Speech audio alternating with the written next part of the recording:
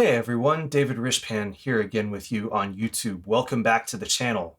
Today we're going to talk about the differences between classical piano and jazz piano. Let's get into it. So if you've been following the channel for the past month or 2 months, you will know that I had the opportunity to perform a contemporary classical recital. The opportunity and the challenge. For those of you who are new here, I am a jazz-trained piano player. So a quick summary of my artistic path is that when I started playing piano, I started by playing rock music and pop music, Billy Joel, Elton John, Joe Jackson, Ben Folds, all that stuff. And then very early on, I got into jazz, Dave Brubeck, Louis Armstrong, Oscar Peterson. And I started on that path from the age of 9 or 10 up until now. So everything that I know about Western notation and Western classical skills, the ability to read standard notation, theory, harmony, all of that stuff for me comes out of jazz, musical theater, world music, rock, pop, R&B. It does not come from having studied classical music. I never studied Bach, I never studied Beethoven, I never studied the standard classical repertoire that most young pianists go through. And I've only come to that music much later in my pianistic journey, and I've never had to perform it until now, really. That being said, the majority of my students over the years are all people who have studied classical music and then want to learn something else. And having gone the other way now, I now have an even deeper understanding of why those roadblocks and those common obstacles are there. All of this comes from the lesson I took with the great Canadian piano player Philip Chiu, who is, for my money, one of the best pianists in Canada and is a specialist in contemporary chamber music. I'm very grateful to call him a friend, a colleague, and finally a mentor. I got a lot out of the lesson he gave me. These are my takeaways of the lessons that I got from Phil's tutelage. This isn't necessarily what he said to me, but this is more the synthesis of what I took away from that lesson and how I moved forward in learning the repertoire I needed to perform.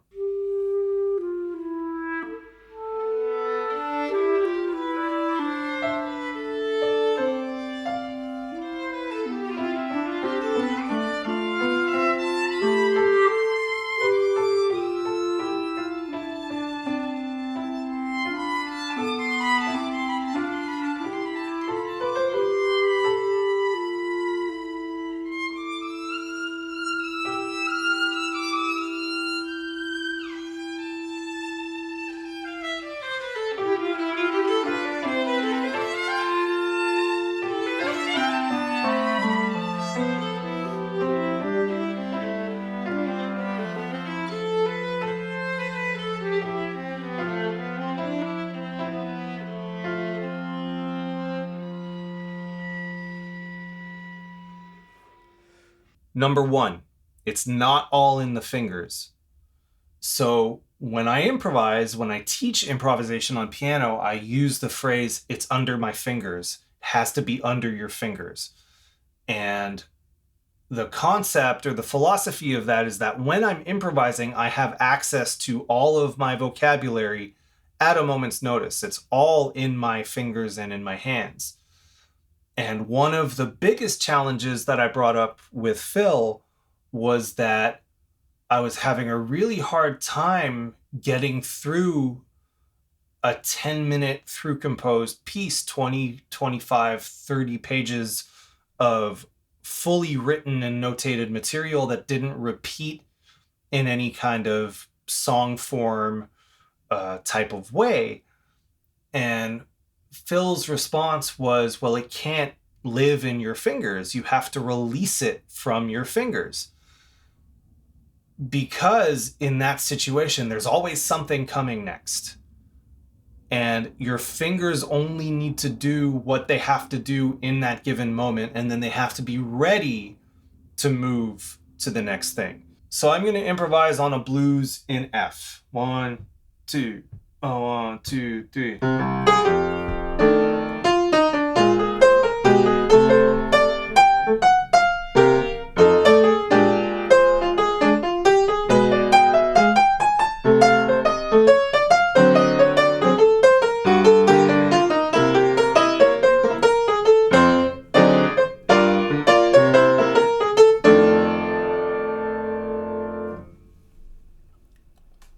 So all of that's there. All of that's in my hands. The lines, the voicings, all of it is accessible. And I could go for 5, 10, 15 choruses, and I have this vocabulary, this lexicon that's just under my hands, under my fingers. Whereas in classical music, notated music, you can't keep that much information in your hands. You have to be able to execute what is happening in the moment and then move on. It doesn't live here all the time. The other element of not living in the fingers, not living in the hands, is a physical thing too. When I play a scale,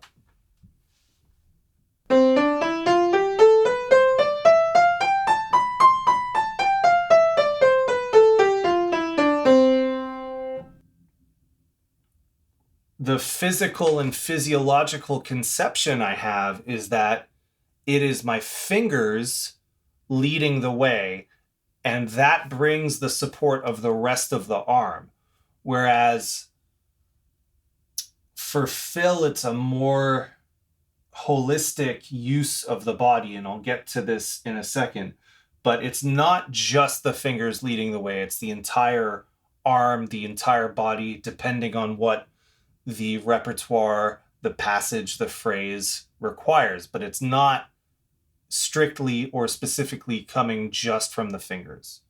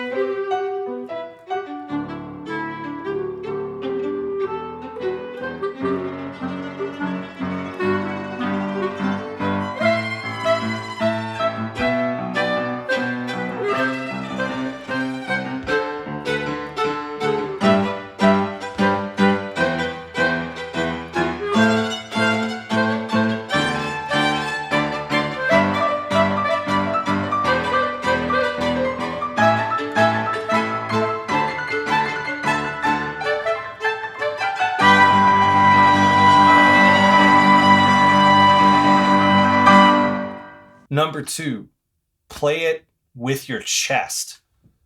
So another passage in one of the pieces that was very technically challenging for me is this piece that starts with very large octave jumps.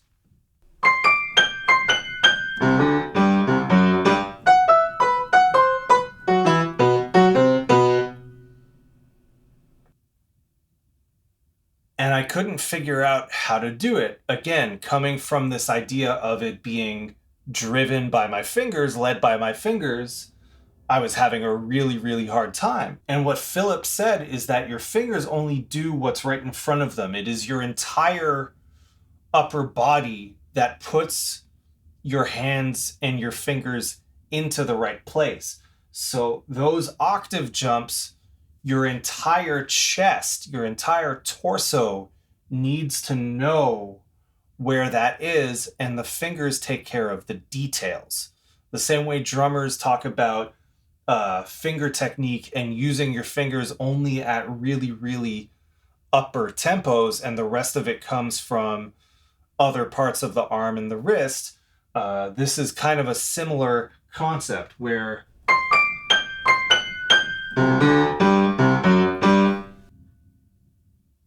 my entire torso needs to know what being at the upper extremity of the piano and then jumping to the lower mid-range feels like. It can't just be my fingers driving the bus the whole time.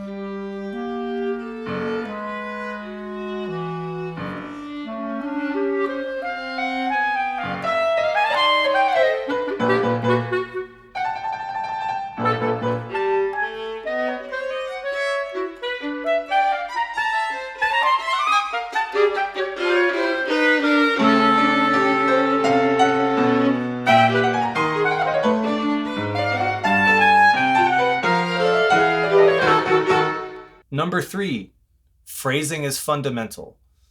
This is the biggest difference, I think, that came out of my lesson with Phil and in this whole process.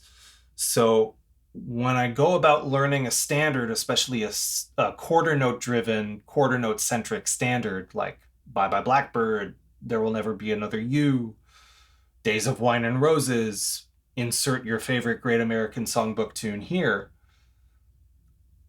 The whole beauty of this music to me is that I never have to, want to, or get to play it the same way twice.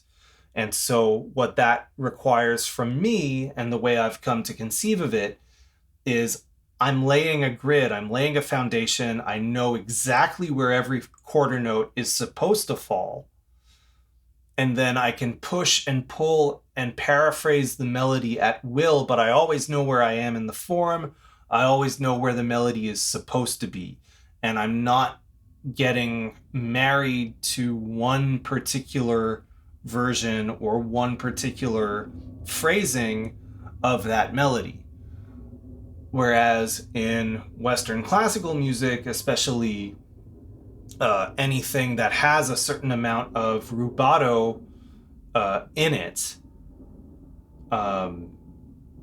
the phrasing is part of the foundation. Adding the phrasing on later basically is another level of work.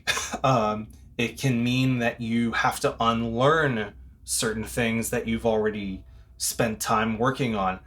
The phrasing can actually alleviate some of the technical challenges. The phrasing can actually, it can show you where you need to pedal. It can show you where you don't need to pedal. It can reveal additional technical challenges that you may not have seen by playing it very straight and very square. So that was the biggest difference to me of going into learning a piece with the proper phrasing, or with the phrasing already baked in, because that's not how I generally go about learning non-classical music, and it's also not how I have gone about learning classical music in the past. The little classical music I have performed, well, not even performed, that I have learned for my own education, some of it has been pretty square, pretty straight, like the Bach inventions that don't really have any rubato in them. Or when I've learned stuff like some Beethoven or Scriabin, the way I've done it is the way I've learned jazz tunes, where I learn it square and then I go back and add phrasing to it. And what I realized in talking to Phil is that that is an extra layer of work that I don't really need to do.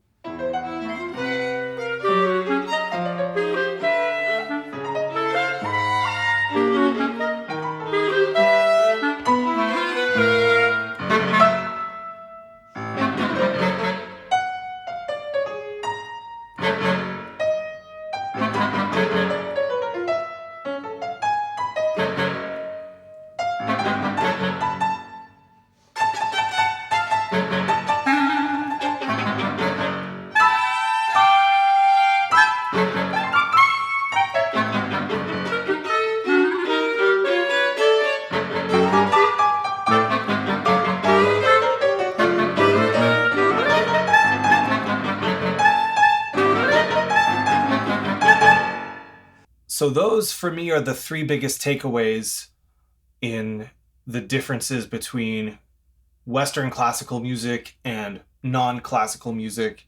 Again, these are my personal discoveries in my personal artistic journey, and I have a greater understanding of why my students who are coming from Western classical music to non-classical music, why we encounter a lot of the same obstacles and roadblocks throughout the learning process. So I hope if you're a classical pianist that wants to get into non-classical music, I hope this video helps you. If you're like me, a non-classical musician getting into chamber or orchestral music, I hope this helps you in how to tackle it more efficiently. Let's have a discussion about all this stuff in the comments. I'm really curious about your thoughts and your processes as well. Once again, thanks to Philip Chiu for his insight and his mentorship and his friendship. If you are a fan of classical music, chamber music, contemporary music, go seek out his records and his performances. My name is David Ryshpan. I'll see you in the next video. Cheers.